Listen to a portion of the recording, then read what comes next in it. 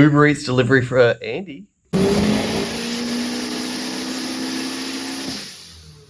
So we touched on in the last video that we needed to move the rack to the front to get clearance under the sump. I think the easiest way to do these mounts is to weld Cap off some archeris. Yeah, that's what I was thinking. Encapsulated nut. Weld it on to get our... I want to be that way, obviously. Weld it on to get that. But because of the height, we're actually going to be up there. And I hope they don't break. We're not getting to them later. There we go.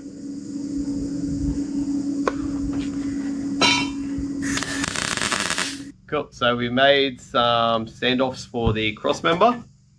Just with a plate with a captive nut weld on the back. We've got the center to center measurements of the rack, which we've now transferred onto the crossmember. And we're just working these out. We'll tack them in place, bolt it up, and check some fitment and see what this is now going to clash with and what headaches it's going to create from here. Did you check if the rack actually fits on those standoffs? No.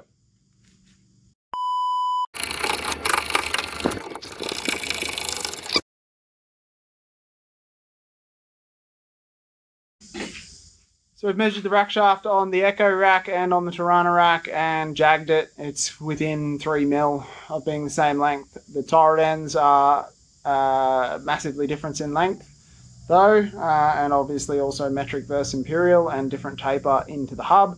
But conveniently the Tirana rack is a larger diameter on the rack end, so we can machine that down, put the Echo turret end thread onto the rack end, screw the Echo turret end on, and set our length and be done with it.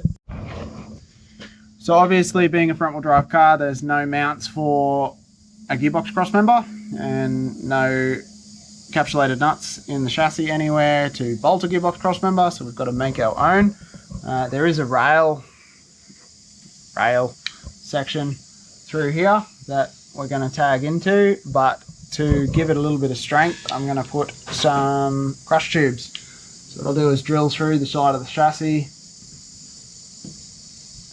put the tubes in, weld them out, grind them flush, and then we'll use some angle onto that as our side gearbox crossmember mounts.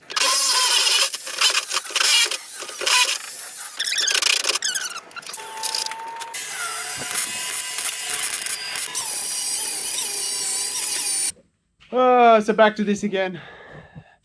Motor on stands, crossmember out. We'll get our motor in its final position, do a heap of measurements, make sure it's where we want it to be, and then start making some mounts. Okay. Yep, come down. Yep, hold it there. Come down.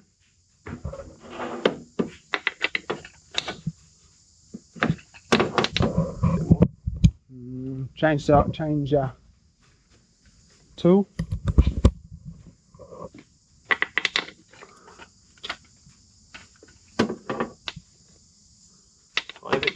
Come down a little bit more.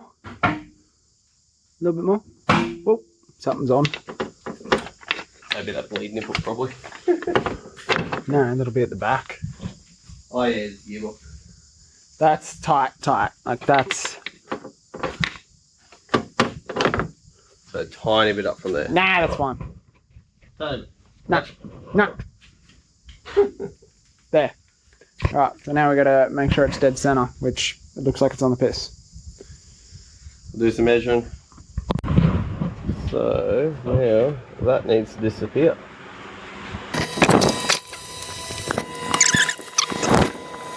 It's working out the best way to do these engine mounts, so they're going to be quite long because we're going to come off the rail because the cross member's way back here, so we can't go off cross member. It's too much pivoting off that, so I'm going to come off the rail. Could you show me that motion again? It's like that, yeah. But because the only way this motor can come in and out of this car is through the bottom, well, it's probably not the only way, but it's definitely the easiest way. We're going to make the mount stand off the engine a fair way so that what we weld onto the chassis here will still allow the engine to drop through. It's not going to come through with the manifolds on, it's still going to have to come off, but that's pretty standard of a lot of engines come out through the bottom. You can reuse gaskets, right? What are you talking about? You don't like, serviceability of the race car. It's never going to come out anyway. You just put it in once and it's done, right? That's how it works. It'll never break, never need refreshing. Yeah. It'll just go forever and ever. Yeah, cool. As long as we're on the same page. So, probably going to use leftover trailing arm mount bushes as engine mounts. And just rough cuts and pieces to work out where I'm going to be. Essentially I'll make 2 mounts the same, one for each side, to get us out 120mm from the motor, to give us enough room to slide it down between what we weld off here, get them tacked up, and then it's basically just 2 plates with a hole in it, and just brace across the top and we're sorted. In and done.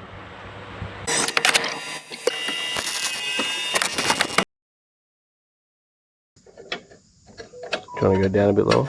I'm trying, but yes, it's not playing the game exactly how I wanted it to. Vice grips or something like that.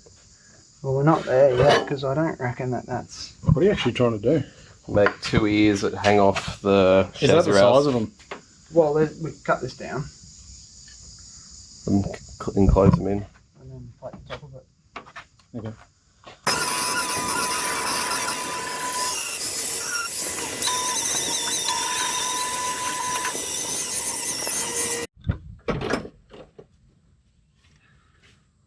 I was telling, Oh,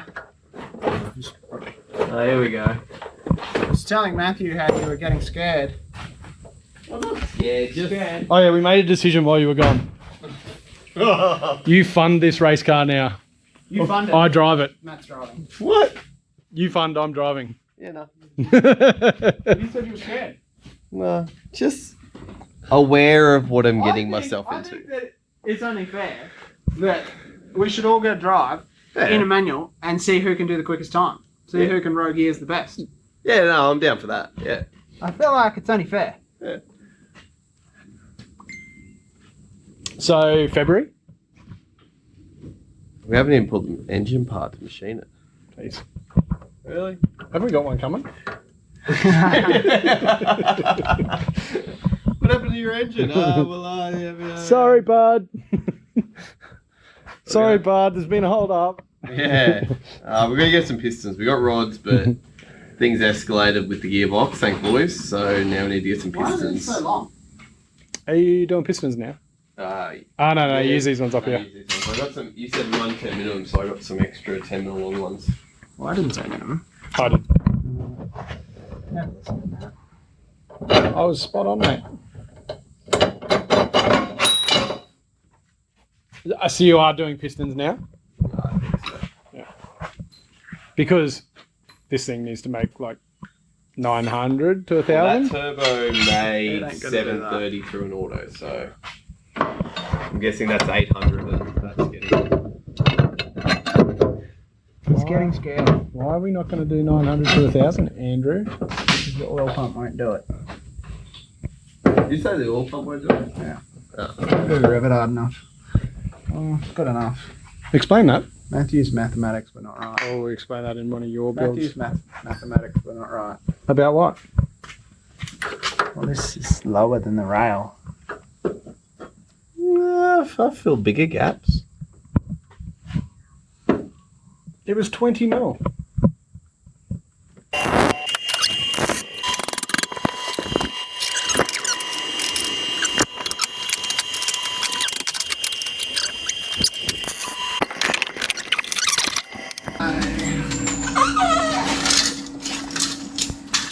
How much do you like rolling over your head? Fun!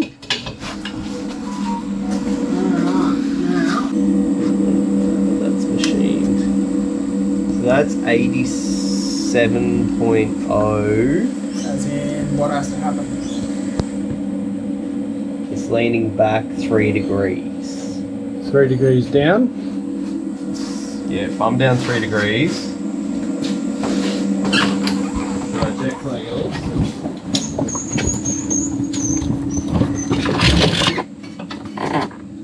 Oh, you go deep back, bro.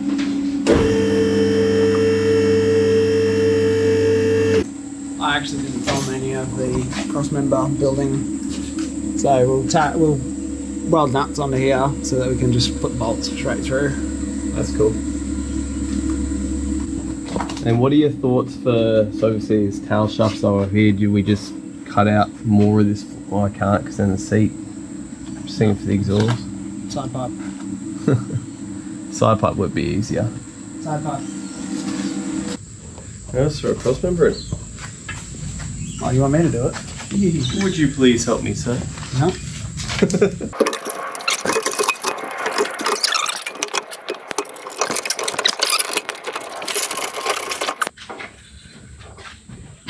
Please.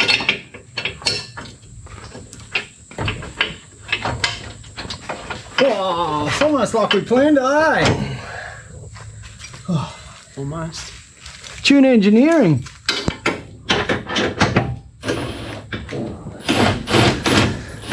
We're gonna run out of room for the old exhaust pretty quick with that there. We don't have an exhaust. We're going out the bonnet. Yeah, let's go that way. He thinks we're joking. At this point here, do we classify this now as 3RZ swapped? It's in, but of its own. It's holding itself in there. I mean, it's close, isn't it? There's no thoughts and prayers holding it up. There is. There's a piece of 50 by. Yeah, actually, I'm just gonna stick them. It can't fall out. Even if everything failed now, it can't. Well, I suppose if everything failed, it could. But Yeah. So I've got to make a C-shape bracket here to pick up these two mounts. We'll then run one of those round bushes. So we're going to run from the back of the gearbox here. The C-shape bracket comes down unequal length to match the angle. And then we'll put one of those old 4-link bushes in here. We'll mount that onto here with a couple of leaves.